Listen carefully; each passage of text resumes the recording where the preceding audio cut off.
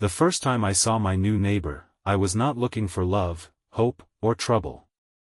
I was only standing behind my kitchen window with a cold cup of tea in my hand, watching sunlight spill across the apartment courtyard, when she suddenly turned, looked straight at me, and caught me staring. My heart jumped so hard I almost dropped the cup. For one frozen second, I thought she would look away in disgust, pull her curtains shut, or report me as the strange man from Building C. But instead, she smiled like she had known loneliness before, raised one eyebrow, and mouthed through the glass, "If you want to look, just ask." Before the story begins, please take a moment to like, comment, share, and subscribe to Lifeline Diaries if you believe in kindness, second chances, and the quiet miracles that can happen when two broken people stop hiding from the world. My name is Aariv Saeed, and at 36, I had become very good at disappearing while still being alive.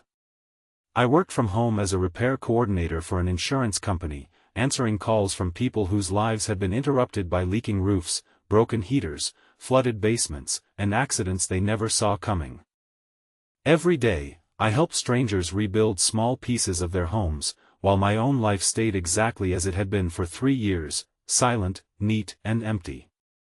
My apartment faced a small courtyard with trimmed bushes, 3 benches, and a fountain that only worked when the building manager remembered to switch it on. Most mornings, sunlight came through my kitchen window around 9, touching the table where there were always 2 chairs, even though only one had been used for years. I had not always been this way. Once, I laughed loudly. Once, I planned weekend trips. Once, I believed my life would be full of noise, family, and ordinary happiness. Then my younger sister, Meher, died in a bus accident on a bright weekday afternoon, the kind of day that looked too beautiful for tragedy. I had been supposed to pick her up that day, but a work call ran late. She told me not to worry and took the bus instead. That one decision became a stone inside my chest, and no matter how many people told me it was not my fault, guilt built walls around me brick by brick until I stopped inviting anyone in. The woman who moved into apartment B12 arrived on a Tuesday morning. I noticed the moving truck first, then the stack of cardboard boxes, then the pale blue scarf tied around her hair as she carried a houseplant almost as tall as her shoulder. She did not move like someone starting over with excitement. She moved carefully, as if every box contained something fragile, and not all of it was glass. She had warm brown skin, tired eyes, and a calm face that seemed to be holding back 100 stories. A boy of about 8 followed her, dragging a backpack across the walkway, stopping every few steps to look at birds, cracks in the pavement, and clouds. He was thin, quiet, and wore bright yellow headphones over his ears. For the next few days, I saw them in small pieces. The woman watering plants on her balcony at 10 in the morning. The boy sitting outside with a sketchbook, drawing the fountain though it barely worked. A delivery man bringing groceries. A nurse visiting once, then twice. I told myself I was only observing because their window was across from mine. But the truth was, I had forgotten what gentle life looked like, and something about them pulled my eyes toward their apartment. They did not seem happy exactly, but they seemed alive in a way I was not. Then came the morning she caught me. I had been standing by the kitchen window longer than I realized. She was arranging curtains inside her apartment, sunlight surrounding her like gold dust. The boy sat on the floor beside her, drawing something with blue crayons. She turned suddenly, and our eyes met. Shame burned through me. I stepped back too quickly, hitting my elbow against the cabinet. But she did not look angry. She leaned closer to her window, smiled, and mouthed those words. "If you want to look, just ask." I closed my curtains immediately and spent the next hour pacing my apartment like a criminal. I told myself I needed to apologize. Then I told myself apologizing would make it worse. Then, around noon, there was a knock at my door. When I opened it, she stood there holding a small plate covered with foil. In daylight, she looked even more tired and more beautiful, not in a polished way, but in the way of someone who had survived storms and still remembered how to be kind. She introduced herself as Noor Elahi, and the boy behind her was her son, Zayan. She said they had made cardamom biscuits and were giving some to neighbors. Her voice was soft, but there was strength underneath it. I apologized before she could say anything else, my words stumbling over each other. I told her I had not meant to stare, that I was sorry, that I understood if she felt uncomfortable. She listened without interrupting. Then she smiled faintly and said she knew the difference between a dangerous stare and a lonely one. Those words hit me harder than any accusation could have. I looked down because I did not want her to see my face change. Noor did not ask questions. She simply handed me the biscuits and said that sometimes windows made people feel close to others when doors felt too heavy to open. Then she turned to leave, but Zayan stepped forward and held up his sketchbook. He had drawn my kitchen window with a tiny figure standing inside it. Above the figure, he had drawn a speech bubble with no words in it. I should have found it strange, but instead, something in my chest cracked open.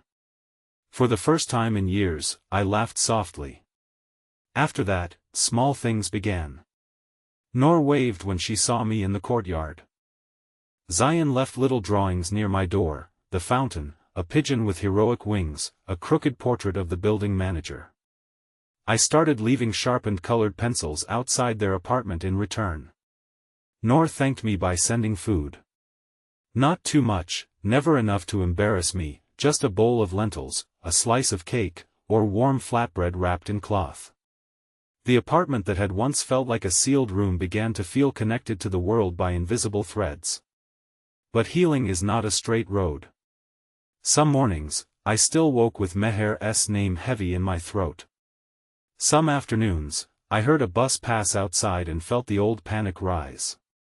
I wanted to step back from Noor and Zayan before I cared too much, before life found another way to punish me. But Noor seemed to understand distance. She never pushed.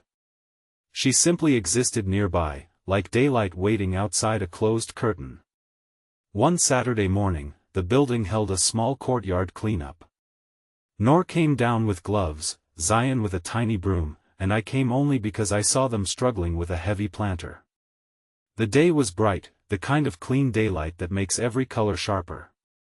We worked quietly at first, then Zayan showed me how he drew shadows under objects to make them look real.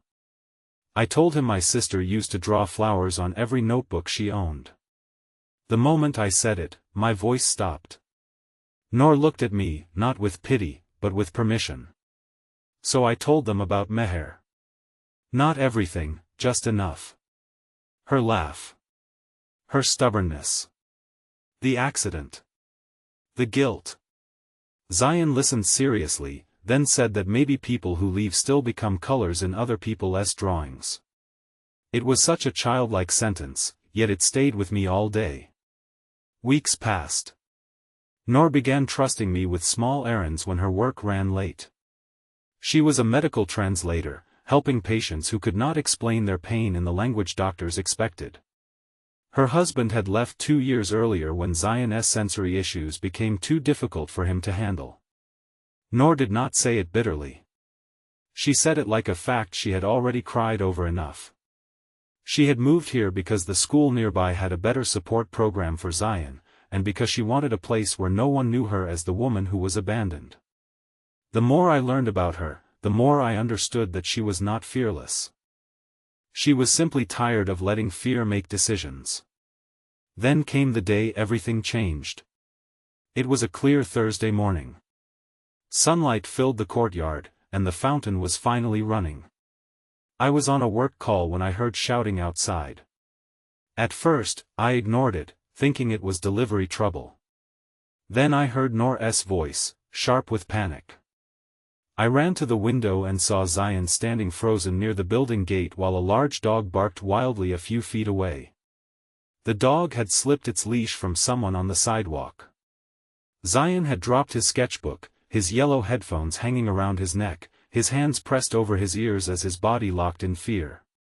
I did not think. I ran. By the time I reached the courtyard, Noor was trying to get to him, but the dog kept jumping and barking, confused more than vicious. People were shouting from balconies, making everything worse. I stepped between Zion and the dog, speaking low, holding out my hands, moving slowly. My heart hammered, but somehow my voice stayed calm. The owner finally grabbed the leash, apologizing again and again, but Zion was trembling so hard he could not breathe properly. Noor knelt beside him, helpless, tears in her eyes. I remembered how Meher used to panic in crowded places when she was little, how I would count with her until the world became small enough to survive. So I crouched near Zion and began counting the fountain sounds with him. 1 splash. 2 splashes. 3 splashes.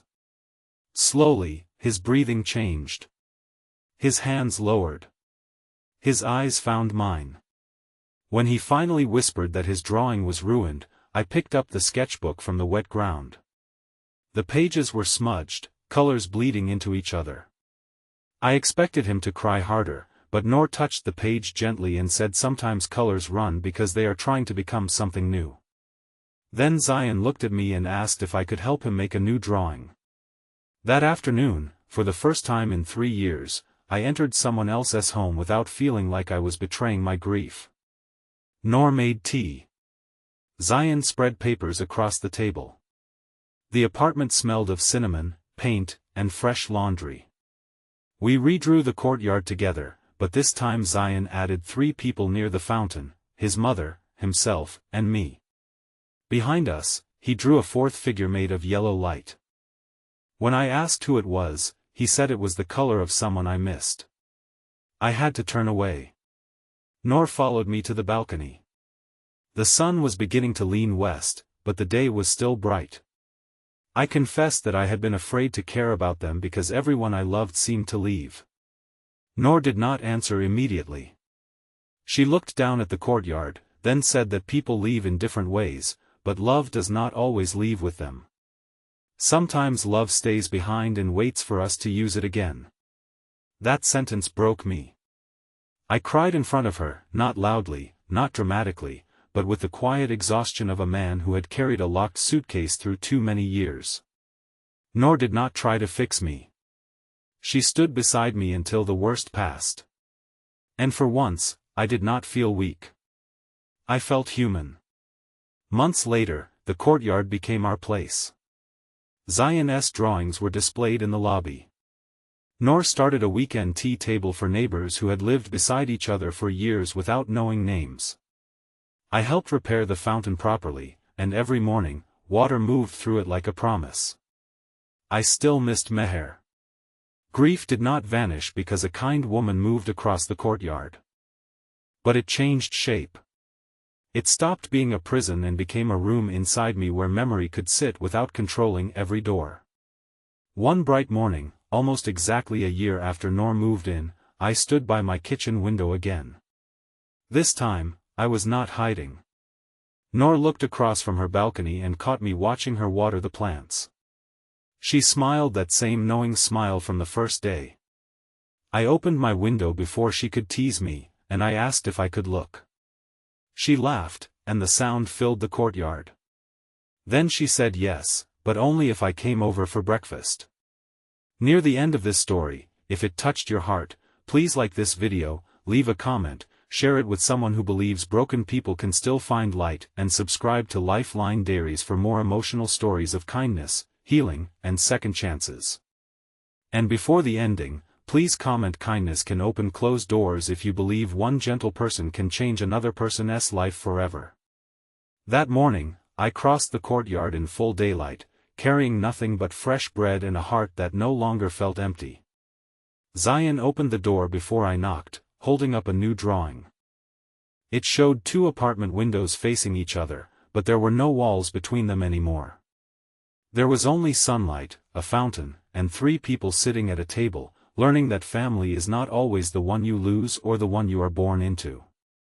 Sometimes family is the neighbor who catches you staring, understands why, and invites you to stop looking from far away. Sometimes, the life you thought was over is only waiting for someone brave enough to open the curtains.